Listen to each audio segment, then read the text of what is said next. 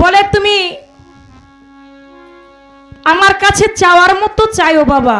আর একটা কথা বলছে যে আমি তোমারে যা দিব যদি একটা মাটির দলা দেই ওইটাই তোমার স্বর্ণ মনে কইরা নিতে হবে। যার কাছে বিষ আছে মধু আছে, মধু চাইলে মধু দিব, আমার ইটা দিব কেন?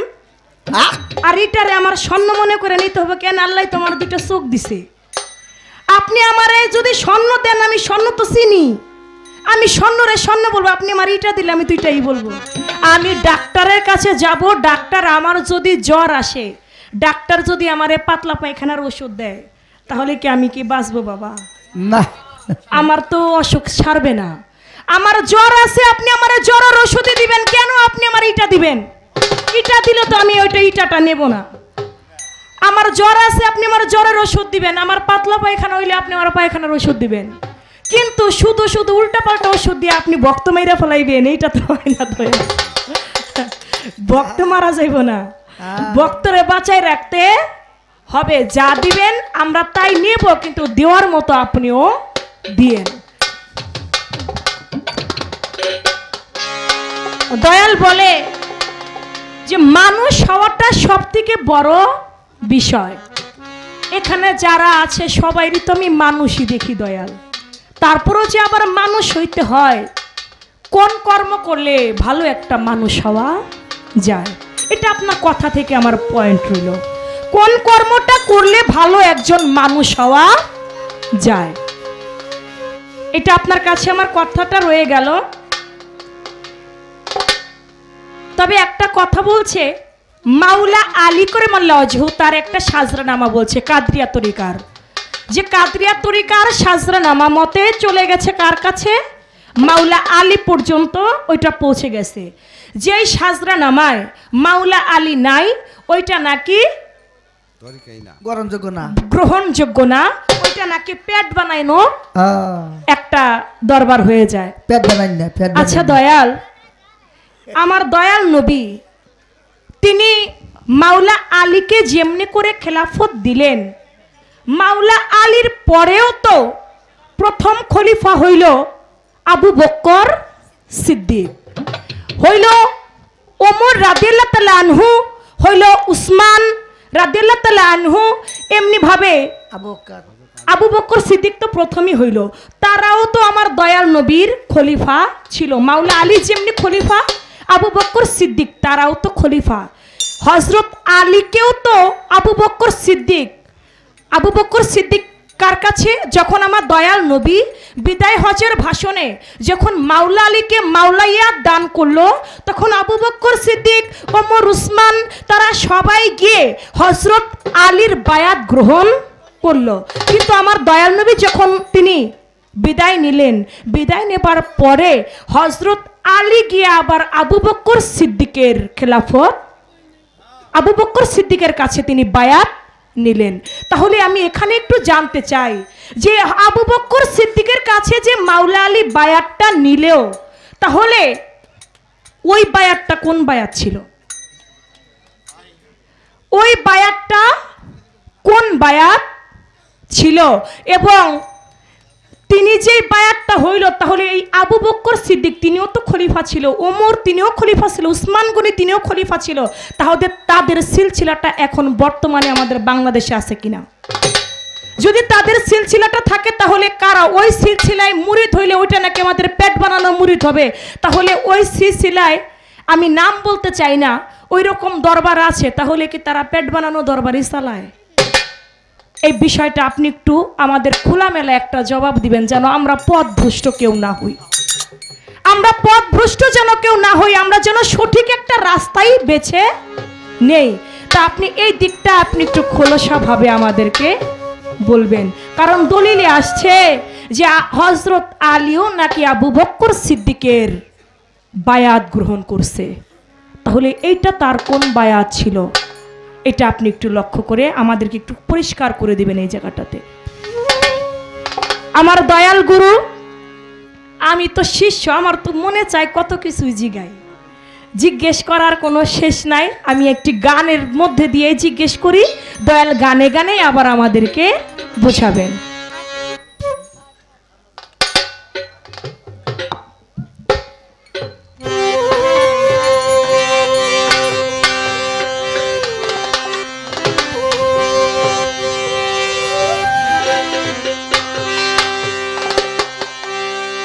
যাহা আছে এ ভূমণ্ডে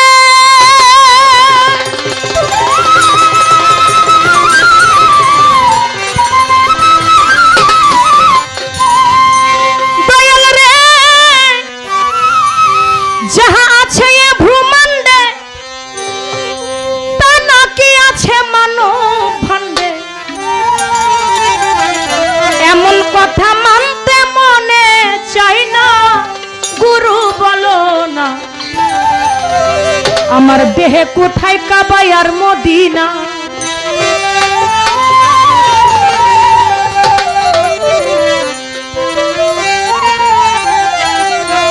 আগের যে কথাগুলি আমি রাখলাম এটা কিন্তু আমার কোনো প্রশ্ন না, এটা আমার গুরুর কথা থেকে আমি পয়েন্ট ধরেছি। কিন্তু এই যে আমার গানটা, এই গানটাই আমার জানবার বাসনা রইল। যা আছে ব্রহ্মাণ্ডে, যারা গুরু, যারা সাধু মহাজন, তারা বলে তা নাকি আছে এই মানব ভাণ্ডে। তাই বিশ্ব ব্রহ্মাণ্ডে যা আছে, মক্কা আছে, মদিনা আছে, তাহলে আমার এই মানব দেহের মধ্যে মক্কা মদিনাটা কোথায়? আমার মানব দেহের মধ্যে আসওয়াদ পাথর কোথায়? আমার এই মানব দেহে দয়াল নবীর রওজা কোথায়? এখান থেকে আমার দয়ালের কাছে কথা থাকবে। আপনারা আজকে আশা করি ভালো কিছু পাবেন, মূল্যবান কিছু কথাই আমার দয়ালের কাছে আমার থাকবে। মানারাফা নাফসাহু ফাকাতারাফা আব্বাহু, যে চিনে নিজকে সে চিনে তার রবকে, যে নিজকে চিনে না সে তার স্রষ্টাকেও চিনতে পারে না। তাই আমাকে চিনবার জন্যই আমার এই গানটি আমার গুরুর কাছে। যাহাই আছে এ ভূমণ্ডে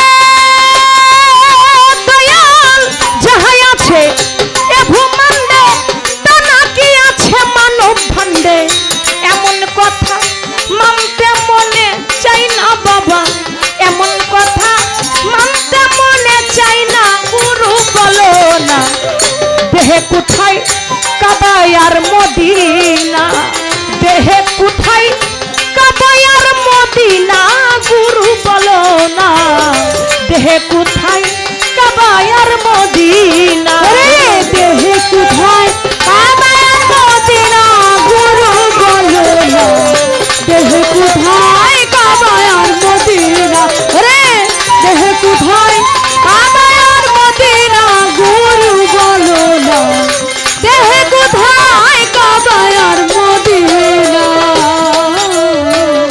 তোমার কাছে আমার চাওয়া, আমার দেহে কোথায় ছাপা মারুয়া, দয়াল আমার দেহের কোন অংশটা হইল দয়াল মিনা, হাই রে কোন অংশটা হইল দয়াল মিনা,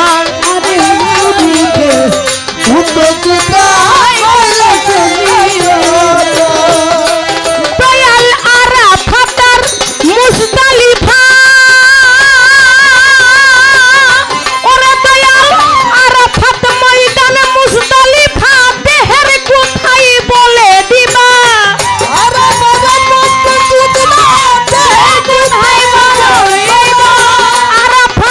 মুজদালিফা কোন ভাণ্ডে দেখাই দিবা, না দেখাইলে দেখাইবে কোন জনা গুরু, না দেখাইলে দেখাইবে কোন জনা গুরু বলো না দেহে কোথায় কাবা আর মদিনা, দেহে কোথায় কাবা আর মদিনা গুরু বলো না দেহে কোথায় কাবা আর মদিনা, দেহের কোথায় কাবা আর মদিনা গুরু বলো না দেহের কোথায় কাবা আর মদিনা, রে দেহের কোথায় কাবা আর মদিনা গুরু বলো না দেহের কোথায় কাবা আর মদিনা। 365 দিনে একটা দিন মুমিন মুসলমান কাবা ঘরে গিয়ে, মক্কায় গিয়ে তারা হজ আদায় করে, লক্ষ লক্ষ টাকা খরচ করে হাজিগণরা হজ আদায় করে। যদি আমার দেহের মধ্যে মক্কা থাকে, দেহের মধ্যেই যদি কাবা থাকে, আর দেহের হজ করলেই যদি আমার হজ হয়ে যায়, তাহলে আমার লক্ষ লক্ষ টাকা খরচ করে কাবা ঘর পর্যন্ত যাওয়া লাগবে না। তা আমার দয়ালের কাছে আমি সেখান থেকেই জানবো যে দয়াল আপনারা বলেন যে মানব দেহের মধ্যেই নাকি কাবা আছে, মানব দেহে নাকি মদিনা আছে, মানব দেহে নাকি আসওয়াদ পাথর আছে যেখানে চুম্বন করলে মানুষের সারা জীবনের গুনাহ মাফ হয়ে যায়। তাহলে আমার দেহের কোথায় আসওয়াদ পাথর আছে? কোথায় আমার আরাফাত ময়দান আছে? কোথায় আমার দেহের মিনা আছে?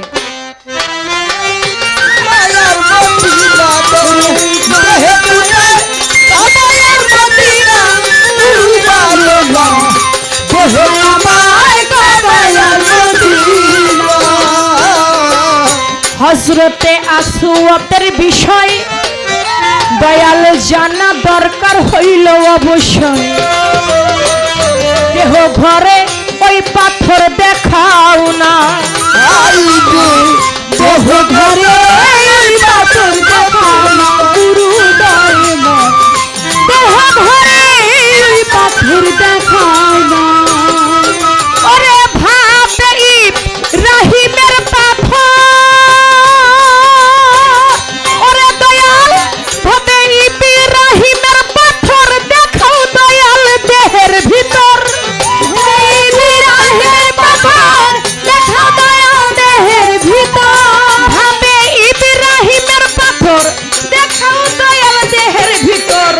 রোকনে রহমত আমায় চিনাও না দয়াল, রোকনে রহমত আমায় চিনাও না, গুরু বলো না দেহে কোথায় কাবা আর মদিনা, দেহের কোথায় কাবা আর মদিনা, গুরু বলো না দেহের কোথায় কাবা আর মদিনা, দেহে কোথায় কাবা আর মদিনা, গুরু বলো না দেহের কোথায় কাবা আর মদিনা, ওরে দেহের কোথায় কাবা আর মদিনা, গুরু বলো না দেহের কোথায় কাবা আর মদিনা।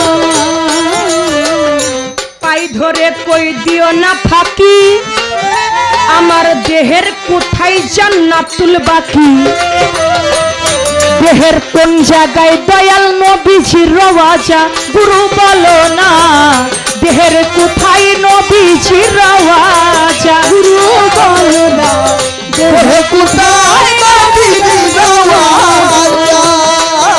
দয়াল পাই ধরে কই দিও না ফাঁকি, আমার মানব দেহের কোন জায়গাটা জান্নাতুল বাকি,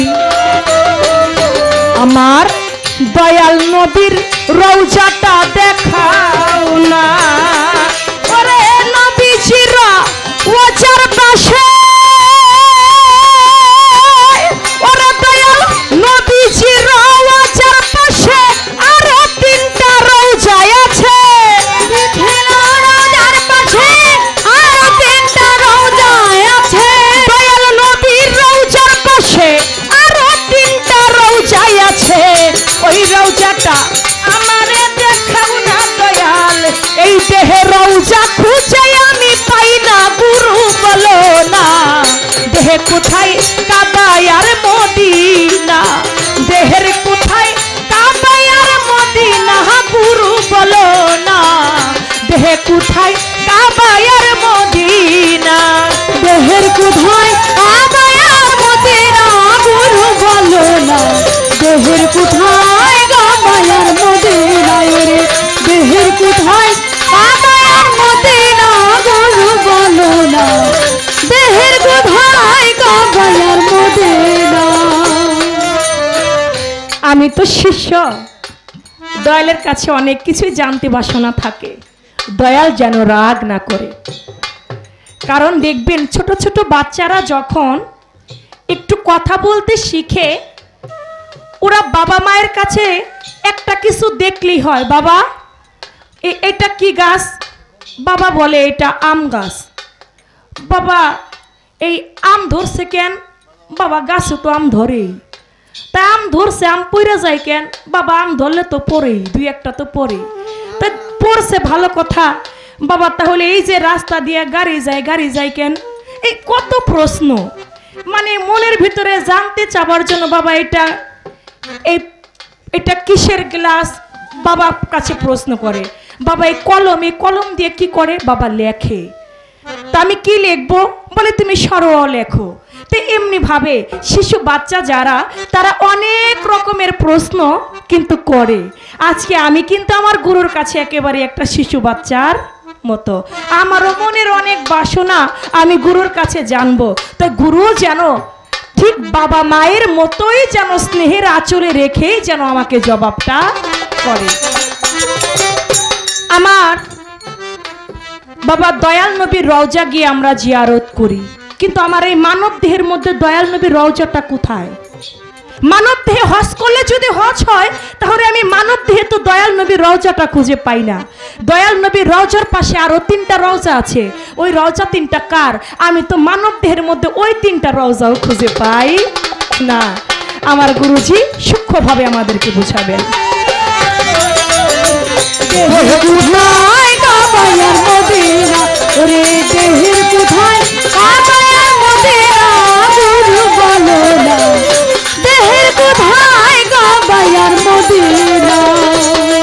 পাগল তারা বলে বিনয় করি দয়াল আমারে দিও না ফাঁকি, তুমি দয়া করে আমারে বুঝাও না,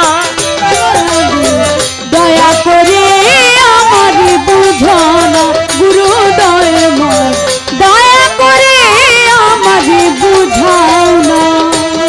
পাগল তারা বলে বিনয় করি দয়াল জবাব দিও দয়া করি, এই দাসেরে বঞ্চিত কইরো না, তুমি আমার জ্ঞানের দাতা,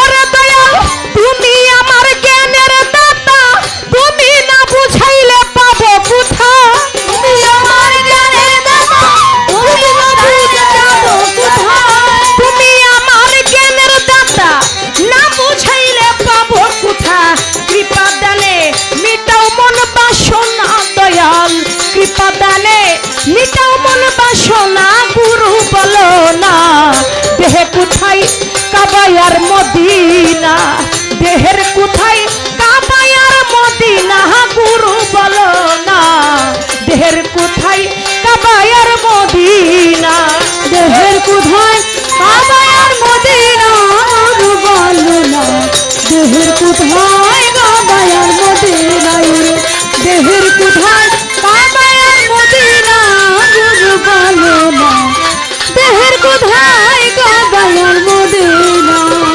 যা আছে এই ব্রহ্মাণ্ডে দয়াল আমার, যা আছে এই ব্রহ্মাণ্ডে তা নাকি আছে মানব ভাণ্ডে, এমন কথা মানতে মনে চাই না, ও গুরু বলো না দেহের কোথায় কাবায়ার মদিনা, দেহের কোথায় কাবায়ার মদিনা, গুরু বলো না আমার মানব দেহের কোথায় কাবা কাবা আর মদিনা।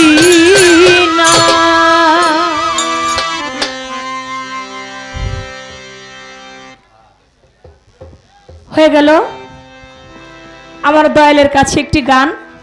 দয়াল তো জিলাপির যতই পেঁয়াজ থাকুক না কেন, দাঁতের চাপায়ে ফালাইলে একটা চাবান দিলেই সব ফিনিশিং হয়ে যায়। দয়াল গুরু দয়া করে শুধু একটু বইলা দেবে, তাতেই আমরা বুঝতে পারবো যে এইটা এইভাবে না এইভাবে। তো আমি সেদিক থেকে গান থেকে আমার কথা চাওয়া পাওয়া দয়ালের কাছে আমি রেখে দিলাম। আর একটি দরবারি ভাব থেকে আমি একটি গান রাখি। তো আমি দরবারি একটি ভাব নিয়ে গানটা রেখে বসছি, তারপরে দেখি আমার গুরুজি এবার কি বলে সেদিকে বলা করার চেষ্টা করছি। আমার রহমান বাবা, তার প্রতি আমি ভক্তপূর্ণ সালাম রাখছি, ধন্যবাদ। আমাদের জাজিরা যিনি উপজেলা চেয়ারম্যান ছিলেন তনয় মোল্লা, তার বিয়ায় এসেছেন, দরদের প্রতি আমি ভক্তিপূর্ণ সালাম জানাই। আসসালামু আলাইকুম।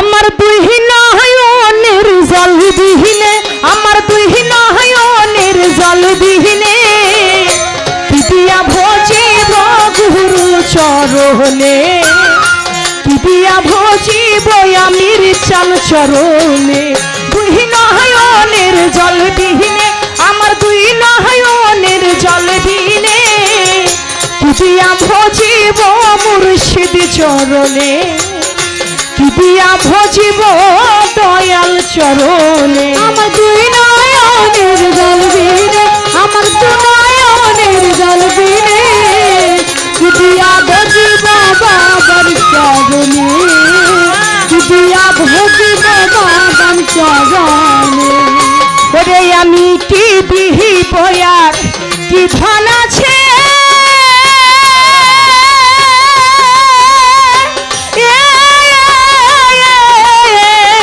ওরে আমার সকল হারায়া গেছে আমি কি দিহি বয়ার কি ধন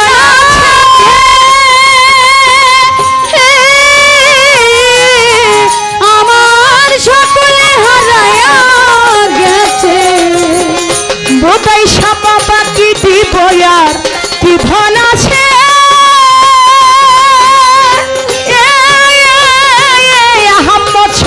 সকলে হারায়া গেছে তবু আছি আমির চাঁদের স্মরণে তবু আছি তোমার স্মরণে তবু আছি ভান্ডারীর স্মরণে কি দিয়া ভজিব দয়াল চরণে কি দিয়া ভজিব মুর্শিদ চরণে দুই নয়নের জল বিহীনে ওরে দুই নয়নের জল বিনে কি দিয়া ভজিব বাবার চরণে কি দিয়া ভজিব বাবার চরণে সে আছি তোমার আসে ওরে বকুল ফুলে মালা গেথে ওরে বসে আছে তাহার আছে ওরে বকুল ফুলে মালা গেথে ও আমি বসে আছি দয়াল আসে মালা সহে না মুর্শিদ বিহীনে মালা ছহে না দয়াল বিনে মালা সহে না দয়াল বিনে কি দিয়া ভজিব নাগুর চাঁদের চরণে কি দিয়া ভজিব মুর্শিদ চরণে দুই নয়নের জল বিহীনে আমার দু নয়নের জল বিনে কি দিয়া ভজিব বাবার চরণে কি দিয়া ভজিব বাবার চরণে ওরে আমি হইয়া গেছি সর্বহারা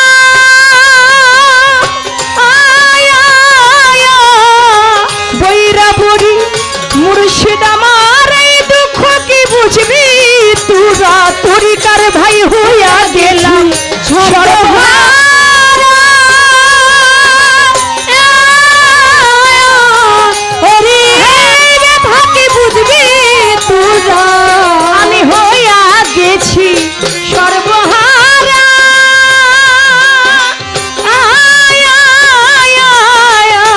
এই দুঃখ কি বুঝবি তোরা ব্যথায় আমি জানি মুর্শিদ জানে আমি জানি দয়াল জানে ব্যথায় আমি জানি দয়াল জানে কি দিয়া ভজিব দয়াল চরণে কি দিয়া ভজিব মুর্শিদ চরণে আমার দুই নয়নের জল বিহীনে আমার দু নয়নের জল বিনে কি দিয়া ভজিব বাবার চরণে কি দিয়া ভজিব বাবার চরণে ধীরে ধীরে মোকলে সরকার অপরাধে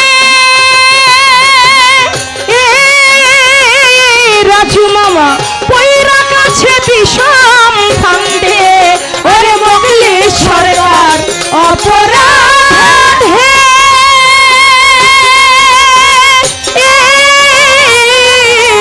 ওরে পয়রা আছে বিষম ভাতে ওরে মোকলে সরকার অপরাধে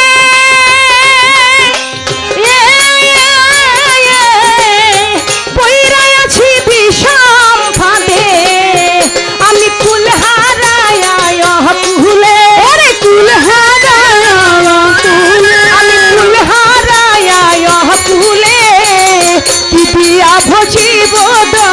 চরণে কি দিয়া ভজিব দয়া। আমার কথা কি আপনারা বিরক্ত হন বাবা? একটা শিশু যখন পৃথিবীতে জন্ম নেয় শিশুটা অপবিত্র থাকে না, শিশুটা থাকে পবিত্র। কারণ কে হিন্দু, কে মুসলমান, কে বৌদ্ধ, কে খ্রিস্টান, ওই দিকে চিন্তা থাকে না।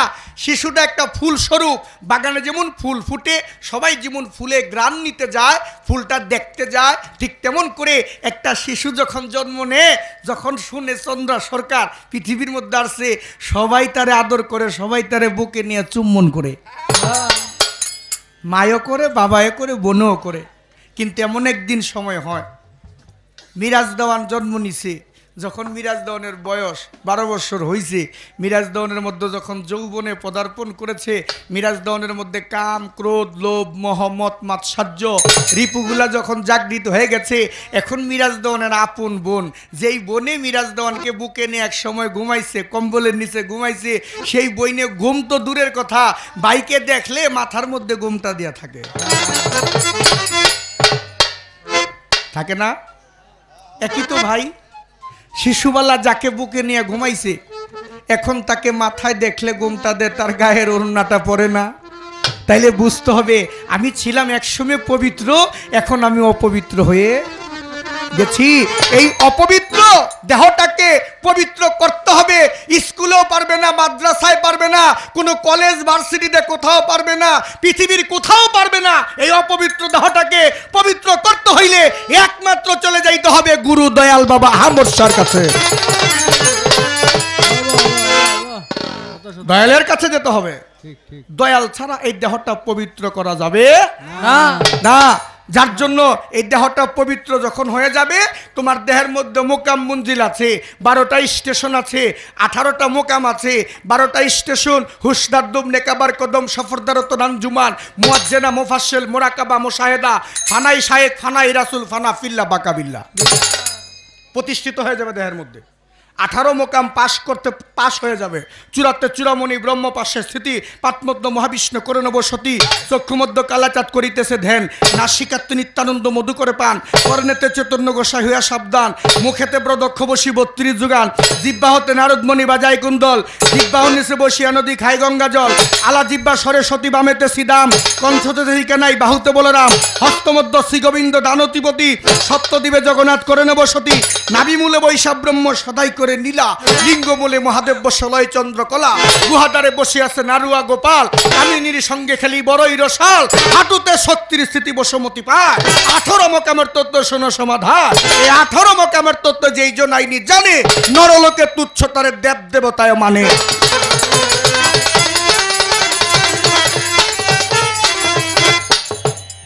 আশরাফুল মাকলুকাত এর জন্য সর্বশ্রেষ্ঠ। তাহলে এগুলা তোমার মধ্যে যখন জাগৃত হবে, কখন? যখন তুমি গুরু ঘরে যাইবা তখন। আর গুরু ঘরে গেলেই জাগৃত হবে না, গুরু হুকুম আহকাম দিবে। আরে গুরু জ্ঞান বিচার করার মতো ক্ষমতা কোনো শিষ্যের আছে নাকি? যে আমি গুরুকে যাচাই কইরা আমি গুরুর কাছে মুড়ি দমু, এটা বলা হতো পাপ। গুরু কি তোমার মতো সাধারণ মানুষ? গুরু কি আমার মতো সাধারণ মানুষ যে আমি গুরুকে যাচাই করে গুরুর কাছে মুড়ি দমু? আরে গুরু তো গুরুই, তবে যাচাই করলে তুমি চিনতে পারবা কোনটা আবু জাহেল আর কোনটা গুরু।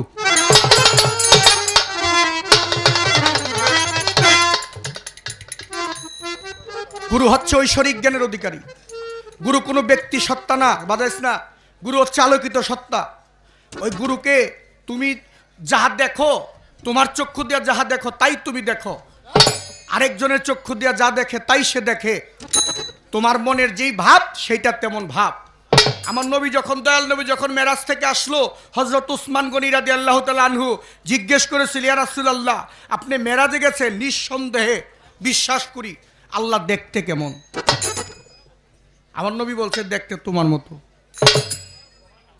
জিজ্ঞেস করেছে হযরত আবু বকর সিদ্দিক রাদিয়াল্লাহু তাআলা আনহু, বলছে, ইয়া রাসূলুল্লাহ, আপনি আমাকে সিদ্দিক নাম উপাধি দিয়েছেন কারণ আমি এক বাক্যে বিশ্বাস করেছি মুহাম্মদ সাল্লাল্লাহু আলাইহি ওয়াসাল্লাম যা বলেছে তাই সত্য, যার জন্য আপনি আমাকে সিদ্দিক উপাধি দিয়েছেন। সিদ্দিক শব্দের অর্থাৎ বিশ্বাসী। আল্লাহ নবী, আপনি দয়া করে বলবেন কি আল্লাহ দেখতে কেমন? আমার নবী বলছে, তোমার মতো। জিজ্ঞেস করেছে হযরত আবু বকর, হযরত ওসমান গনি, হযরত ওমর ফারুক রাদিয়াল্লাহু তাআলা আনহু, ইয়া রাসূলুল্লাহ বলবেন কি আল্লাহ দেখতে কেমন? বলছে তোমার মতো। তিনজনরে বলছে তিন ভাবে। আমার মাওলা আলী জিজ্ঞেস করেছিল, এই পিছনে কথা বলেন না, আমার মাওলা আলী জিজ্ঞেস করেছিল ইয়া রাসূলুল্লাহ আল্লাহ দেখতে কেমন? আমার নবী বলছে আলী জেনে রাখো ওয়ামান রানী ফাকাদ রায়েল হা, আলী যে একবার আমি মুহাম্মদকে দেখলো তার আল্লাহ দেখার বাকি রইল। সুবহানাল্লাহ সুবহানাল্লাহ। তাহলে গুরু কি সাধারণ বিষয়? গুরুকে যাচাই করার মতো জ্ঞান কি ক্ষমতা কারো আছে? ভার্সিটির প্রফেসর যিনি, তারে কি একটা প্রাইমারি স্কুলের শিক্ষক যাচাই করতে পারে যে উনি কেমন মানুষ? না পারবো না কোনো কালে না। যার জন্য গুরুকে যাচাই করার ক্ষমতা কোনো শিষ্যের বা ভক্তের নাই। নাই নাই। বিনয় হয়া আজিজি দিয়ে তো কুল পাইব না গুরুর চরণের মধ্যে, কিচ্ছু তো নাই। এত ওই যে আমি যে বলছি তুমি কাউন্টার দিছো যে ফল গাছে ফল ধরছে, আর এই কাউন্টারটা দিছো এইটাও তো তোমার ভুল। হযরত শেখ ফরিদ রাদিয়াল্লাহু তাআলা, শেখ ফরিদ রহমতুল্লাহ আলাইহি যখন আলাউদ্দিন আল সাবরি বাবা শেখ ফরিদের কাছে মুরিদ হয়, তখন আলাউদ্দিন আল সাবরিকে বলছিল বাবা শেখ ফরিদ যে শেখ আলাউদ্দিন আমার দরবারে যত লোক আছে সবাইরে খাওয়াইবা। শিষ্য বলে কাকে বা ভক্ত বলে কাকে? বলছে আমার দরবারে যত লোক আছে সবাইরে সেবা শান্তি দিবা। 6 মাস হয়ে গেছে এই আলাউদ্দিন আল সাবরি সবাইরে খাওয়াই, নিজে এক গ্লাস পানিও খায় নাই। আলাউদ্দিন আল সাবরি যিনি মা, মাই তো হইল সন্তানের জন্য পেটটা সব সময় পুরায়। আরে আমার মায়েরা সন্তান কিন্তু মায়েরে ভুলে থাকে, আরে মা কিন্তু সন্তানরে ভুলে থাকতে পারে না। সন্তান বাবাকে ভুলে থাকে, বাবা কখনো সন্তানকে ভুলে থাকতে পারে না। বাবাই যদি একটু রাগ করে, আমি নিজেই প্রমাণ, বাবা যদি রাগ করতো বাবার লোক অভিমান করে বাইরে চলে যেতাম। যখন দুপুরে খাবার সময় বাড়তে আসি না, মারে কইতে ওই ওরে নাইলে আমি 2 কথা কইছি, তুই এখনো পর্যন্ত আমার ছেলেটারে রাইকে আনলি না, কোথায় গেছে? এখনো তো আনলি না। তো মায় ডাইকে আনতো, আইনা ওই পাতের সাথে বসায়া প্লেটের মধ্যে মাই যদি বাবারে মাছের মাথা দিত, বাজায়ও না, মাই যদি বাবারে মাছের মাথা দিত, ওই মাথাটা আমার পাতের মধ্যে বাবাই দিয়ে দিত। তো মায় জিজ্ঞেস করতো সারাটা জন্ম সংসারের জন্য করে গেলেন, এত ছেলে মানুষ এত বড় হইব, খাইতে পারবো, তা আপনার কি আত্মাটা মনে চায় না? কয় আমি খাইলে যেই শান্তিটা পামু তার সাথে বেশি শান্তি পাবো আমার মিরাজে খাইলে। বাবা মা এমন জিনিস। এখন বুঝি আজকে 4 বছর হয়ে গেছে, মা বলার যে ডাকটা সে দরজাটা আমার জন্য বন্ধ হয়ে গেছে। এখন জানি আগে গান ছেড়ে বাড়িতে গেলে দারোয়ান গেলেই বলতো, দেওয়ান আপনার মা অনেক সময় ধরে নিচে বসে থেকে গেছে, আর খালি পথের দিকে তাকাইছে আমার মিরাজের গাড়িটা কখন আসবো। আজকে 4 বছর হয়ে গেছে আর দারোয়ান বলে না যে আপনার মা এসে বসে ছিল, গেছে গা। যার জন্যে হযরত আলাউদ্দিন আল সাবরিকে দেখার জন্য মায় পাগল হয়ে চলে গেছে শেখ ফরিদের দরবারে। যাই বলতেছে ভাই আমার ছেলেটাকে একটু দেখা না, আমি দেখতে আসছি 6টা মাস আমার ছেলেটাকে আমি দেখি না, কেমন আছে একটু দেখাবি? আলাউদ্দিন আল সাবরিকে ডেকে নিয়ে আসছে শেখ ফরিদ বাবা এক ভক্ত দিয়া। যখনই সন্তানের দিকে তাকাইছে, সন্তান যখন মায়ের চোখের সামনে এসে দাঁড়াইছে, মা চোখের পানি রাখতে পারে নাই, চোখের পানিগুলা ছেড়ে বুকটা ভাসিয়ে দিচ্ছে। এই নাকি মানুষ নাকি?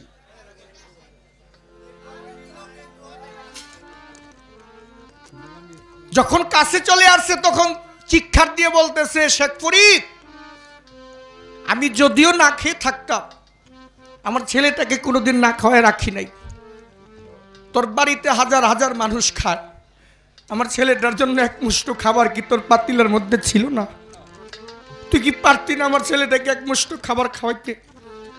তো শেখ ফরিদের কথা হচ্ছে, ওরে একদিকে সম্পর্কে আমার ভাগিনা, আরেকদিকে আমার ভক্ত, ওরে খাদ্যের ভান্ডারের মধ্যে ছাইড়া দিছি, ওই খাইব আর সবাই সেবা শান্তি দিব। ওই কি খাই নাই কিছু? জিজ্ঞেস করতেছে আলাউদ্দিন তুমি কি কিছু খাও নাই? তোমার কেউ কিছু খেতে দেয় নাই? কয় বাবা দিত, তো তুমি খাও নাই? কয় না। কেন খাও নাই?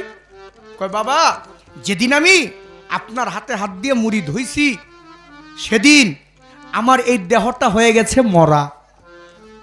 আমি হাত দিয়া কিছু করার ক্ষমতা নাই, আমি মুখ দিয়া কিছু বলার ক্ষমতা নাই, এই দেহটা হয়ে গেছে মরা। আর এই দেহে মরা দেহের আত্মাটা স্বয়ং আপনি শেখ ফরিদ, আমার এই দেহের আত্মা।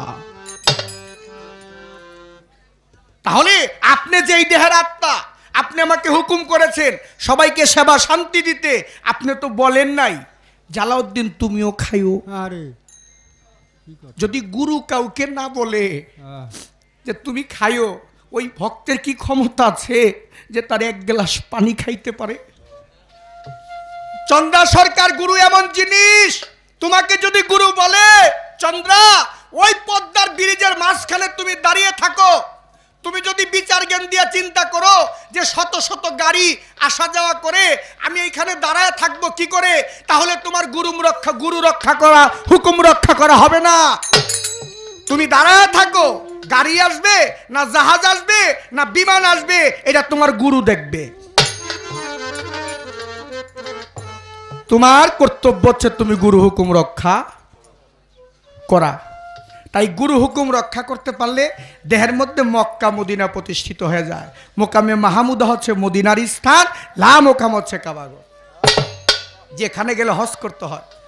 এটা দ্বিদল যারা এই চক্রের সন্ধান, চক্রের সাধনা করেন, তারা আজ্ঞা চক্রের সন্ধান করলে বুঝতে পারবেন এত কিছু প্রকাশ্যে বলা যায় না, এগুলা গোপন বিদ্যা, এগুলা গুরুর কাছ থেকে শিক্ষা নিতে হয়। এটি সব জায়গায় বিক্রি করার বিষয় না।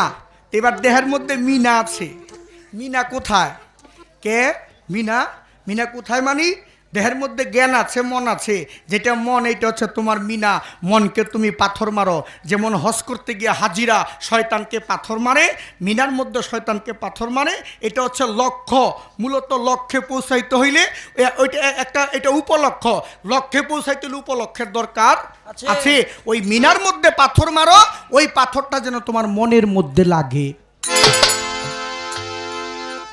কারণ শয়তানটাই মনের মধ্যে থাকে। এবার বলল ছাপা মারা কোথায়? কেন ছাপা মারা? তোমার ডান সাইড বাম সাইড দুটো পাহাড়। আরাফাত কোথায়? আরাফাত হচ্ছে জ্ঞানের শহর, আরাফাতের মাঠ জ্ঞানের শহর। এবার দেহের মধ্যে রসুলের যেটা জান্নাতুল বাকি, যেখানে রসুলের রওজা, এখানে এটা কোথায়? এটা জান্নাতুল বাকি হচ্ছে দেহের মধ্যে শান্তির স্থান। এইটা একবার চুল পরিমাণও শান্তি হয়ে গেলে মানুষের জীবনও আর দম ফিরা পায় না। এটা হচ্ছে একমাত্র নাসিকা, যেখান দিয়ে আসা যাওয়া করে বাতাস। এইখানে দয়াল নবীর রওজা, কিন্তু এটার কোনো দলিল ওই শরীয়তের কোনো কিতাব গ্রন্থের মধ্যে গুলা পাইবা না। এটা গুরু কথা। একটা এলেম হচ্ছে জাহিরি আর একটা এলেম হচ্ছে বাতিনি। যেটা জাহিরি এলেম এটা বুখারী শরীফের মধ্যে বলছে এলমে কসবি, আর যেটা বাতিনি এলেম এটাকে বলছে এলমে লুদুনি। জাহিরি এলেম স্কুল মাদ্রাসায় কলেজে লেখাপড়া করতে গেলে এটা শেখা যায়, আর বাতিনি এলেম যেটা এলমে লুদুনি, যেটা এটা স্কুল মাদ্রাসায় লেখাপড়া করে শেখা যাবে না, কারণ এটা গুরুর সিনাই সিনাই নিতে হয়।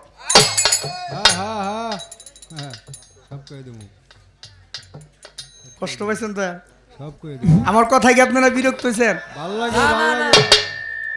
এবার ওই যে তিনটা রওজা, রসুলের তিনটা রওজা, রাসুলের রওজার সাথে তিনটা রওজা আছে। শোনো, এটা বুঝ জ্বালাইছো তুমি আমি কি করছি, কারণ রসুলের রওজার পাশে তিনটা রওজা আসে। একটা হচ্ছে হযরত আবু বকর সিদ্দিক রাদিয়াল্লাহু তাআলা আনহু, একটা হচ্ছে ওসমান গনি রাদিয়াল্লাহু তাআলা আনহু, একটা হচ্ছে মা আয়েশা সিদ্দিকা রাদিয়াল্লাহু তাআলা আনহা।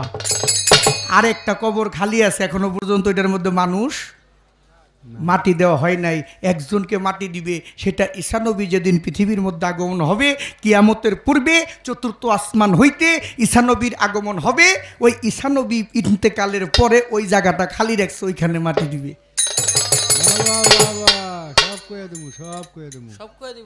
একবারে গেলাম কই, এবার হাজরা আসওয়াদ পাথর দেহের কোন জায়গায়?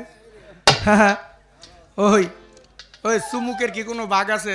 চুমুকের একটা চুমুক পাথর, এই পাথরের কোন জায়গাটা কম টানে, কোন জায়গাটা বেশি টানে, এমন কি আছে? না না হ্যাঁ? না না মাওলানা জালালউদ্দিন রুমি তার মুসনবী শরীফের মধ্যে বলেছে, হামনি শিনি মুখ বেলায় চুকুমি আসতো চুনজর সাকি কিয়ামে খোদা কুজাস্ত। মাওলানা আল্লামা জালালউদ্দিন রুমি তার বাণীর মধ্যে বলেছে, ফার্সিতে বলেছে, আর তার বাংলা হচ্ছে, একটা পরশ পাথর আর একটা লোহা যদি ঘষা খায়, ওই আস্তে আস্তে পরশের ঘষায় ঘষায় লোহাও একদিন পরশ পাথর হয়ে আয়। যায়। আরে স্বয়ং মুর্শিদের চরণ হইতো নিজে আজরে আসওয়াদ পাথর। হ্যাঁ। এটা ভক্তের জন্য। মুর্শিদের কোন জায়গায় তুমি চুমা দিলে তোমার পাপটা মুক্ত হইব না, মনে কৌত। আজকে মেলার মধ্যে অনেকে দেখবেন ওই চিনি দিয়া ঘোড়া বানাইছে, হ্যাঁ হাতি বানাইছে, হ্যাঁ গরু বানাইছে, বানাইছে না, হ্যাঁ কুমির বানাইছে, বানাইছে না, এটা চিনি দিয়া বানাইছে। এই এই এই- এই হাতিরে যে বানাইছে চিনি দিয়া, এটা লেজের মধ্যে কামড় দিল মিঠা লাগবে, এটা পায়ের মধ্যে কামড় দিলে মিঠা লাগবে, হাতি সুরের মধ্যে কামড় দিলে মিঠা লাগবে। কোন জায়গায় কিন্তু তিতার চুকা লাগবো না, কারণ এটা পুরো হাতিটাই চিনি দিয়া বানাইছে। তাহলে তেমন করে স্বয়ং গুরু যিনি, আরে তিনি সর্বময় আসওয়াদ পাথর, কোনো ভাগ নাই। তুমি যেই জায়গায় চুমা দাও তুমি ওই জায়গায় মুক্তি পাইবা, কিন্তু চুমাটা তোমার মন থেকে দিতেই হবে। ওই যে মুখে মুখে মনে মনে জুয়াচুরি আর ওই মুখে মুখে গুরু বজি, কোনো কাজ হইব না। আগে মন থেকে তুমি গুরুর ভজনা করে একটা গান করি।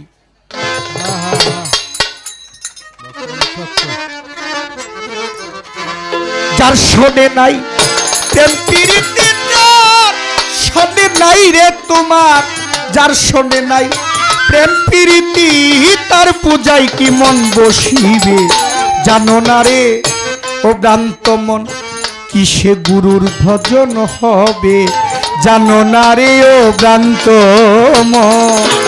দর্শন নাই প্রেম প্রীতি দর্শন, দর্শনে নাই দর্শন নাই প্রেম প্রীতি, তার বোঝায় কি মন বসবে জানো না রে ও ভ্রান্ত মন, কিসে গুরুর ভজন হবে জানো না রে ও ভ্রান্ত মন। বাবা, যাহার বদন দেখা মাত্র মনে জাগে আনন্দ,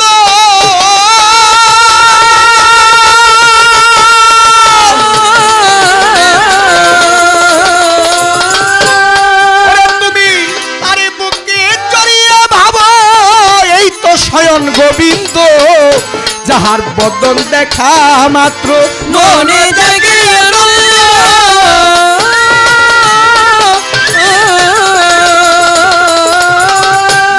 ওরে তুমি তারে বুকে জড়িয়ে ভাবো এই তো স্বয়ং গোবিন্দ দিয়া, প্রতি অঙ্গে প্রতি অঙ্গ কররে দয়ালের সঙ্গ, প্রতি অঙ্গে প্রতি অঙ্গ করিয়া দয়ালের সঙ্গ, প্রতি অঙ্গে প্রতি অঙ্গ দিয়া করো বাবা ইউসুফ চাঁদের সঙ্গ। উথলিবে প্রেম তরঙ্গ, উথলিবে উথলিবে প্রেম তরঙ্গ, তাপিত পরাণ শীতল হবে জানো না রে ও ভালো তো মন, কিসে গুরুর ভজন হবে জানো না রে ও ভালো তো মন, ওরে দর্শন নাই প্রেম প্রীতি দর্শন, ও দর্শনে নাই দর্শনে নাই প্রেম প্রীতি, তার বোঝায় কি মন বসবে জানো না রে ও ভালো তো মন, কিসে গুরুর ভজন হবে জানো না রে ও ভালো তো মন। বাবারে প্রেম সোহাগে কাছে টানো, প্রিয় কীর্ত প্রিয়জন,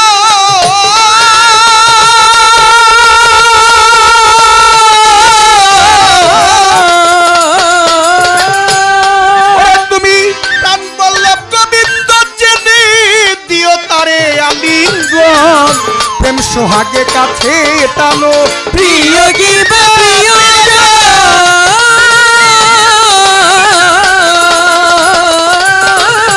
ওরে তুমি প্রাণ বল্লভ গোবিন্দ জেনে দিও তারে আলিঙ্গন, তোমার মুখে যাহা মিঠা লাগে সইপা দেও আহম্মদ সার বুগে মুখে যাহা মিঠা লাগে সইপা দেবা ইয়ালের ভোগে মুখে যাহা মিঠা লাগে সইপা দেও আমির হোসেনের বুগে যার লাগি প্রাণ কান্দে যাহার লাগি তোমার যাহার লাগি প্রাণ কান্দে তার প্রেমেতে থাকো ডুবে জানো না রে ও ভালো তোমর কিসে গুরুর ভজন হবে জানো না রে ও ভালো তোমর শুনে যার শোনে নাই বিরির যার শোনে ও যার শোনে নাই যার শোনে নাই বিরিতি তার বোঝায় কি মন বসিবে জানো না রে ও ভালো তোমর সে গুরুর ভজন হবে জানো না রে ও ভালো তোমর বাবারে যার শোনে যার গোপন পীড়িত গোপনে আদান প্রদান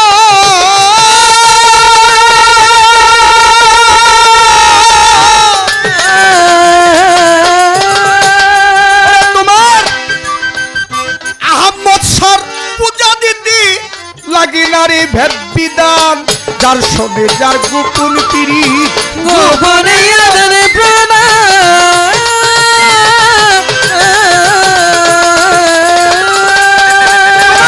বুদাই সাবাবার পূজা দিতে লাগি নারী ভেদ বিধান তোমার পঞ্চরসে কাত্রিক করা মানব হারিতে ভরা সে গাত্র করা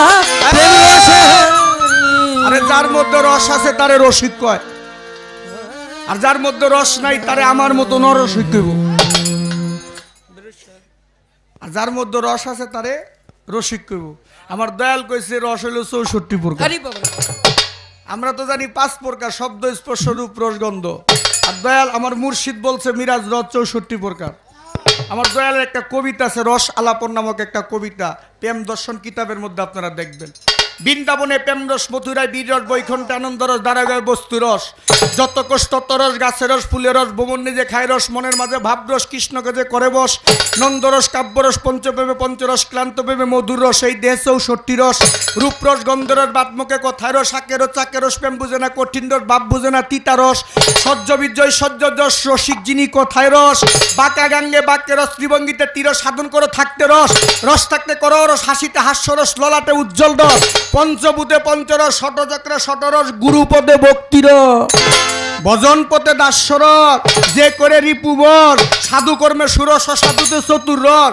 কামস্রোতে কামরস লুবি কামি ভয়ঙ্কর রস রজরস বীর্যরস সৃষ্টিমূলে আদি রস ত্রিবিনীতে সিঙ্গার রস যে বুঝে লীলা রস সহজ রস সরল রস প্রেমে মিলে প্রেম রস পঞ্চরসে গাত্র করা প্রেম রসে হারিতে ভরা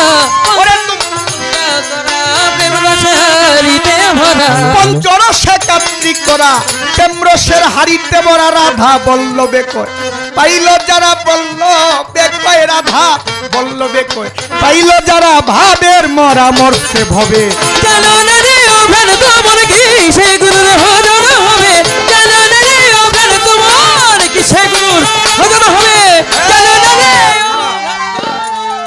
আমি এই পর্যন্ত আমার শিষ্যের কিছু জিগাই নাই হ্যাঁ হ্যাঁ যদি না জিগাই তাহলে মনে মনে কইতে পারে আমি মনে গুরুর দাসের যোগ্য নই যে গুরু আমার একবার অবহেলা করলো কিছু জিগাইল না কইতে পারে না আচ্ছা তুমি কইবা জীবন এক কথায় জিগাম উত্তর এক কথায় তুমি দিয়ে দিতে পারবা উত্তরটা দিতে গেলে মানুষগুলা ভাবের দরিয়ায় ডুববে আল্লাহ যেটা হারাম কইছে রাসূল যেটা হারাম কইছে তোমার গুরু যেটা হারাম কইছে এমন এক ভক্ত ওই আল্লাহ কইছে হারাম যেটা রাসূল কইছে এটা হারাম গুরু কইছে হারাম ওই হারামটাকে তিনি গ্রহণ কইরা সে সবচাইতে ধন্য ব্যক্তি হয়ে গেছে সে আল্লাহকে জয় করেছে রাসূলকে জয় করেছে গুরুকে জয় করেছে আমার একটু জানার বিষয় এই ভক্তটার নাম কি হারাম বস্তুটা কোনটা সে হালাল করলো দর্শনে নাই প্রেম বিরিতি দর্শনে নাই দর্শনে নাই প্রেম বিরিতি তার বোঝায় কি মন বসবে জানো না রে ও প্রাণ তোমার কি সে গুরুর ভজন হবে জানো না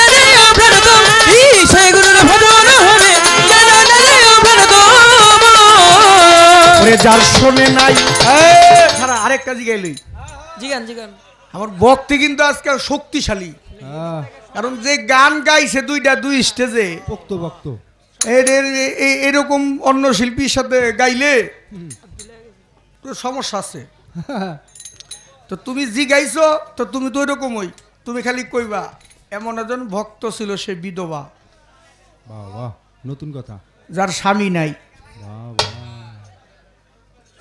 কিন্তু গুরু তারে সন্তান দিছে নতুন কথা নতুন কথা বিধবার ঘরে গুরু সন্তান দিছে দিছে আমার একটু জানার বিষয় বিধবার ঘরে গুরু সন্তান দিল কি কইরা কারণটা কি এই ভক্তটাকে গুরুটা গুরুর ভজন হবে জানো না রে ও ভজন তোমার কিসে গুরুর ভজন হবে জানো না রে ও ভজন তোমার যার শোনে নাই প্রেম প্রীতি যার শোনে নাই তোমার যার শোনে নাই প্রেম প্রীতি তার বুঝে কি মন বসবে জানো না রে ও ভজন তোমার কিসে গুরুর ভজন হবে জানো না রে ও ভজন তোমার যার শোনে নাই প্রেম প্রীতি তার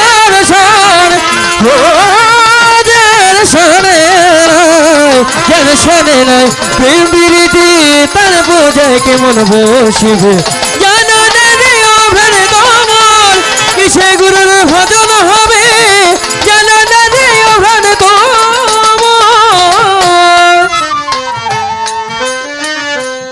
বাবারে ভক্তজিৎ যত বিপদেই পড়ুক রে গুরু যদি গুরুর নামটা যদি তার হৃদয়ে থাকে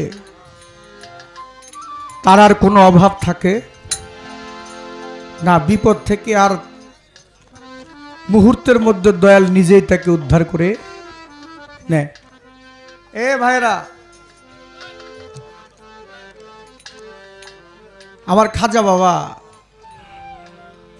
তার এক ভক্ত তার নাম আমির হোসেন সমুদ্রের মধ্যে জাহাজ চালায় একটা জাহাজের মধ্যে 4 থেকে 5,000 যাত্রী থাকে সমুদ্রে যখন ঝড় উঠছে ওই জাহাজের মধ্যে 4,500 যাত্রী ছিল ওই জাহাজের সারেং যিনি নাবিক কয় সেটা হচ্ছে আমির হোসেন যখন দেখে সমুদ্রের মধ্যে জাহাজ ডুবে যাবে ডুবে ডুবে ভাব ঠিক ওই সময় আমির হোসেন 2টা চোখের পানি ছেড়ে দিয়ে খাজা বাবার নামটা নিয়ে বইটাটা ছেড়ে দিয়া ভক্তি দিয়া পড়ে গেছে মঈনুদ্দিন আমি আল্লাহ রাসূল জানলে আমি তোমাকে জেনেছি তুমি আমার রসুল তুমি আমার আল্লাহ তুমি আমার মুর্শিদ আমি আজ নিদানে পড়েছি তুমি আমাকে পার করে নাও নয়তো 4,500 যাত্রী নিয়ে আমি জাহাজ যদি ডুবে যায় আর এই বৈঠা ধরেছে তোমার ভক্ত আমির হোসেন তোমার নামের কলঙ্ক হবে ভক্তি দিয়া পড়ে গেছে জাহাজের ছাদে কে যেন ডাকতাছে আমির হোসেন বাবা উঠে আসো উঠে ভক্তি থেকে মাথা উঠাইছে দেখে যে বৈঠার মধ্যে আমির হোসেন ধরা ছিল ওই বৈঠার মধ্যে স্বয়ং খাজা মঈনুদ্দিন চিশতি রহমতুল্লাহ ধরে দাঁড়ায় রয়েছে যেই বৈঠায় খাজা বাবায় ধরে ওই জাহাজকে আর ডুবতে পারে জাহাজ কিনারে চাপায়া দিয়ে চলে যায় আমির হোসেন বলে বাবা তুমি চলে যাচ্ছ আজ নিদানে উদ্ধার করে দিয়ে আমি কি আর তোমাকে পাবো না বলে পাবি এরকম ভক্তি ভরে হৃদয় দিয়া যদি 2 ফোঁটা চোখের পানি জড়ায়া যদি তোর মুর্শিদকে ডাক দিতে পারোস তাহলে মুর্শিদ আল্লাহ রাসূল শব্দ এক জায়গায় তুই তারেই পাবি তাই ফকির লালন সাই বলেছেন ওরে তুমি পরে দেখো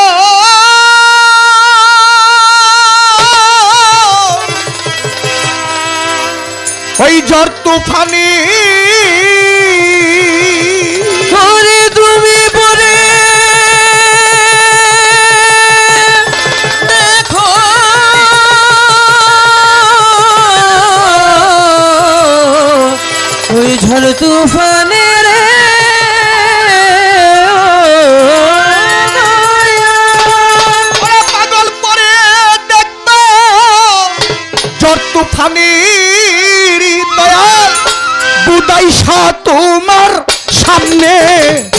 খারা দয়াল আহম্মদ শাহ তোমার সামনে খারা তার ভরা কি যাই গো মারা মুর্শিদ নাম যার এই হৃদয় ভরা এই ভবে তার ভরা কি যাই গো মারা তুই পরে দেখে না ভর দুফারে পরে দুই পরে দেখে না ভর দুফারে পরে দেখবি আহমদ সামনে খারা দেখবি আমির সাহেবর সামনে খারা তারা কি রে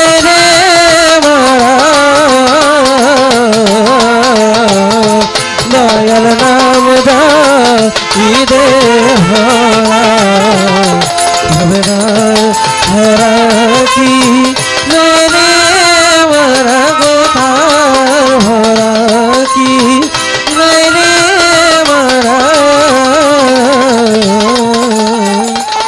বাবারে ওই পারে চই তন্নের খেয়ানি ওরে তোমার গুরু দিছে মহামন্ত্র পারের তরুণী হায় রে পরিবারে তুই নন্দর খেয়ানি ওরে তোমার গুরু দিল মন্ত্র জীবের তরুণী ওই পারে চই তন্নের খেওয়ানি দয়াল রে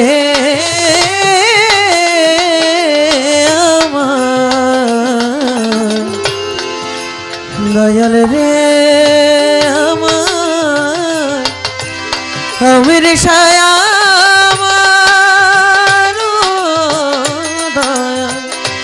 দয়া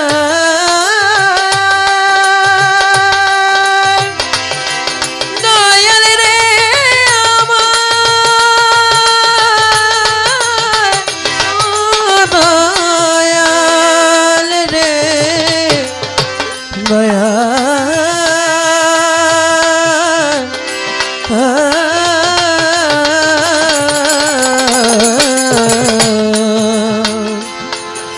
পারে জয় কানের খেয়ানি ওরে তোমার গুরু দিল মহামূর্খ জীবের তরুণী ওই পারে চই তন্নের খেয়ানি আহম্মদ শাহ দিল মহামন্ত্র ওই জীবের তরুণী ওরে বাবা পার করে না ধনী মানি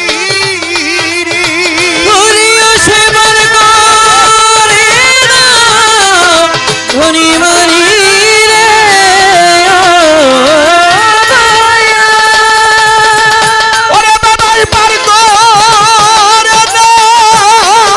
ধনী মানি রে ওরে পাগল পার হই নামের কাঙ্গাল যারা ভবে পার হই নামের কাঙ্গাল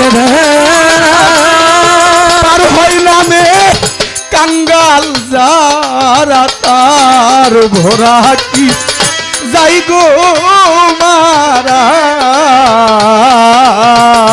দয়াল নাম জানি দে ভরা ভগবান ভরা কি জয় রে মারা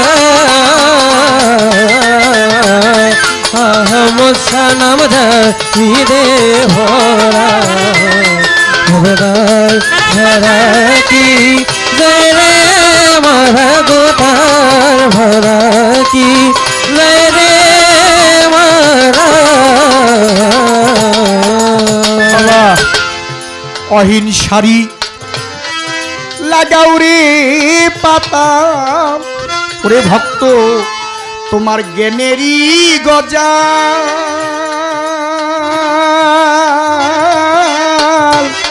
ধৈর্যের গুড়া দিয়া রে তুই এরাবি জঞ্জাল ওরে মন এরাবি জঞ্জাল রে মন এরাবি জঞ্জাল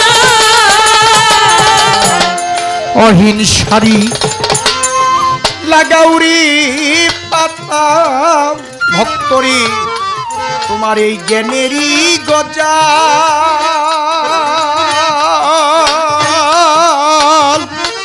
ধৈর্যের গুড়া দিয়া রে তুই এরাবি জঞ্জাল ওরে পাগো দয়াল বলি ডাক চিরকালেরই ওরে আসে দয়াল বলে নাকি রোদাল রে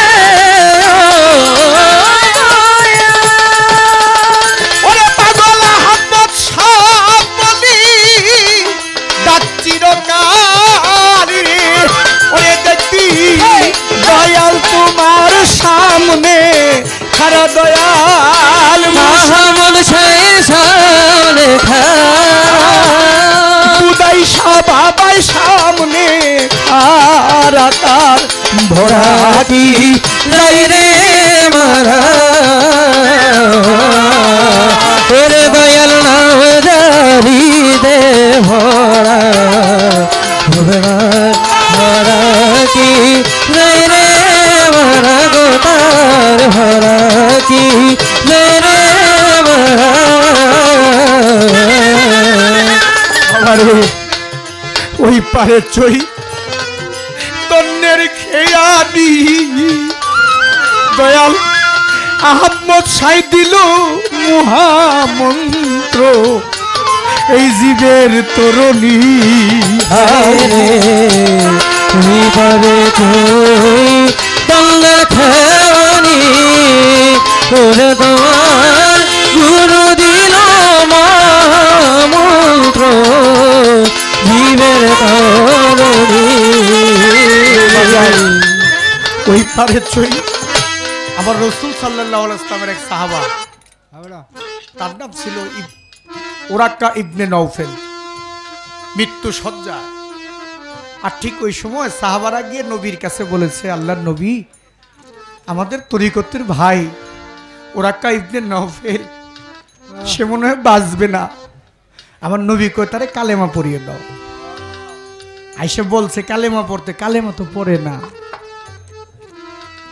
নবীর কাছে সংবাদ গেছে নবী আমাদের ওরাক্কা ইবনে নওফেল কালেমা পড়ে না আমার নবী চলে আসছে আইসা বলতেছে তুমি কালেমা পড়ো কালেমা পড়ে না সাহাবারা জিজ্ঞেস করি রাসূলুল্লাহ দেখছেন আপনার কথাও সে রাখে না কালেমা পড়ে না ওরাক্কা ইবনে নওফেল দুটা চোখের পানি ছেড়ে দিয়ে আমার নবীর দিকে তাকায়া থাকতে থাকতে তার প্রাণ পাখিটা বাহির হয়ে চলে গেছে আমার নবী বলে তোমরা জানো না ওই কালেমা পড়ে নাই ওই কালেমা দেখতে দেখতে তার পাখিটা বাহির হয়ে চলে গেছে যে গুরুকে দেখতে দেখতে তার প্রাণ পাখি বাহির হয়ে যায় এই দুনিয়া আখেরার সমস্ত একুল অকুল সমস্ত কুলের বাদশা তার কোনো ভয় থাকে না জগতে যাবার বেলায় যাকে তার মুর্শিদকে দেখে ওই পারে চই তন্নের খেয়ানি দয়াল আহম্মদ সাই দিল মহামন্ত্র জীবের তরণী রে তুই বলে তুই অন্যের খেয়ানি ওরে আমার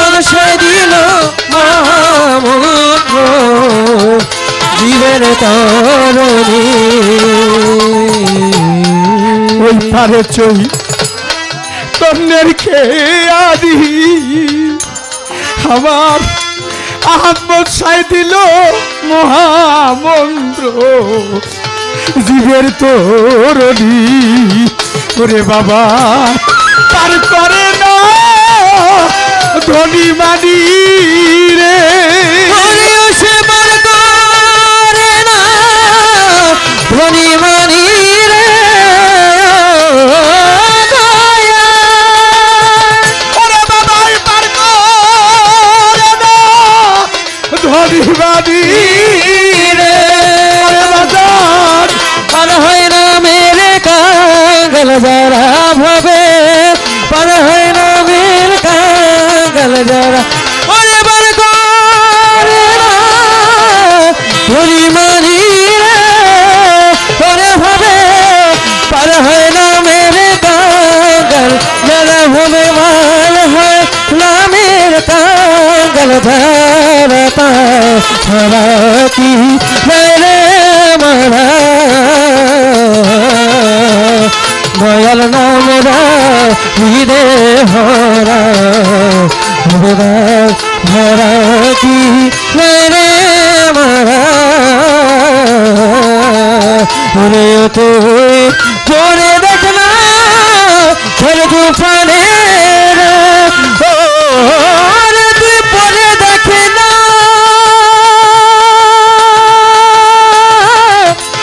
আহমদ শাহ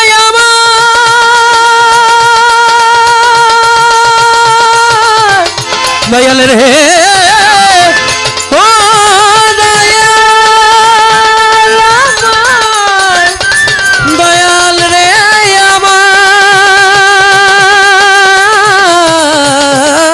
আমার দয়াল রে